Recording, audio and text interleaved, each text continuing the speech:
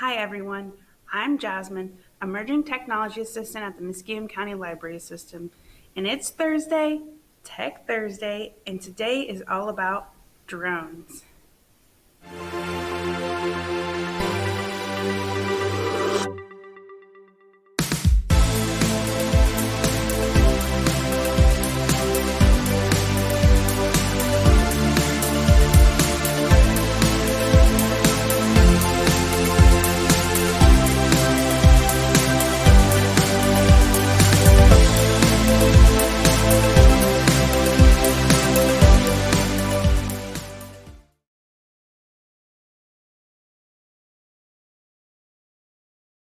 A drone is an unmanned aircraft that can fly autonomously, and that means without human control.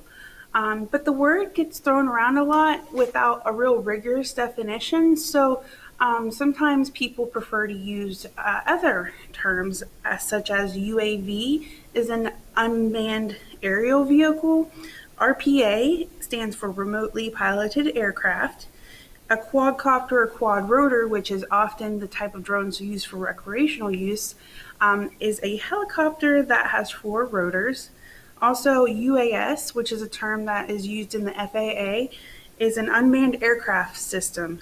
So it includes the UAV, the unmanned aerial vehicle, a ground based controller, and then also a system of communication between the two of them, so like a remote control.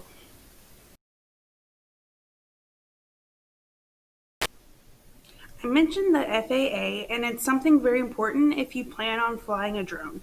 FAA stands for Federal Aviation Administration, and they are through the United States Department of Transportation. Okay, so we are going to go to faa.gov/UAS slash and enter. It's going to take us straight to the Federal Aviation Administration site for um, unmanned aircraft systems. So this is what you need if you're flying a drone to be safe and follow the rules. So we're going to click on getting started. So this is the top safety tips for you. Registering your drone, fly drone at or below 400 feet. That is a standard law for all drones. Keep your drone within line of sight, your line of sight. That's also another main law for people to be aware of. You do have to be able to see your drone while you're flying it. And then also, like I was saying, be aware of the FAA airspace restriction. You don't want to be in an airspace that you are not allowed to be. That is definitely a quick way to get in trouble. But this kind of lays down the basic safety tips for your drone. And then for more information, most of us are recreational flyers, so we will click on recreational flyer, and then it gives you access to the PDF to the law for drones and flying UAS. But then right here, it just kind of gives you these rules that are a lot easier to understand than the law document. It is very wordy, and it's a law document.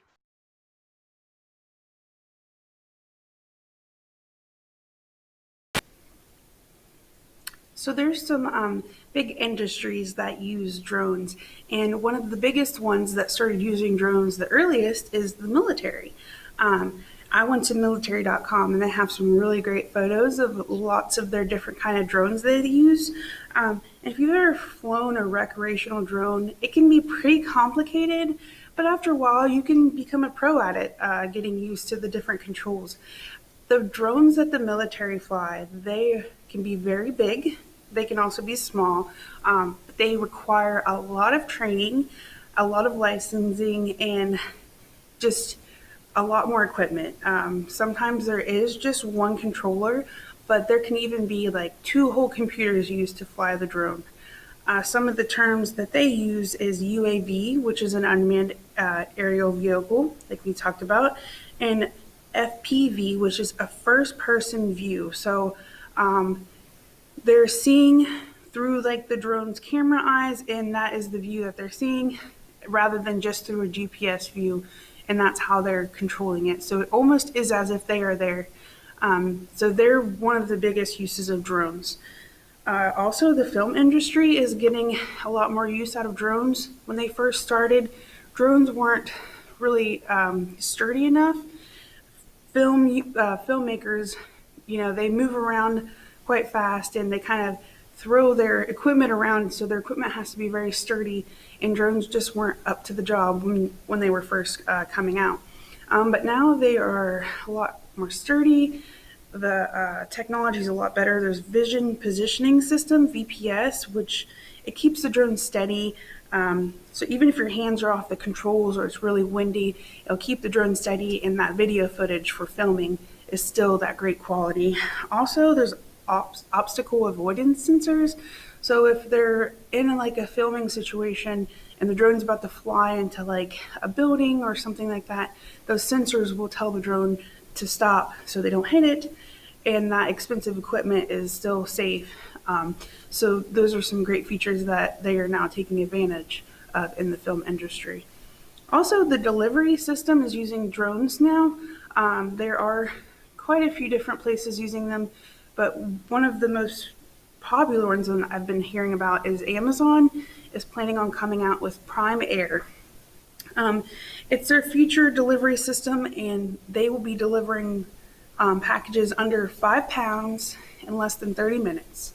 So they're still working with the FAA and getting like laws and things, making sure there's safety.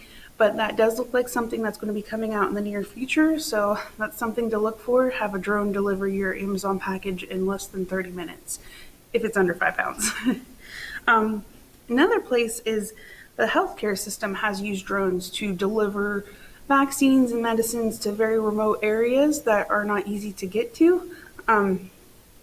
And also there's just other testing and prototypes going on.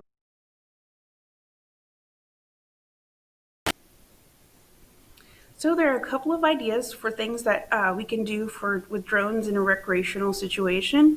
One of the fun things I found was drone races. I think that'd be really great to get around with some of your friends, or even like they have like big competitions where they drive around and race drones.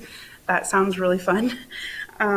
Also, there's software in certain drones where it's like an action cam. So you target a certain object or a person, and the drone will follow that person around. So if you do like obstacle courses or you're filming like someone doing some sort of action, the drone will get good footage of that action and get good steady film.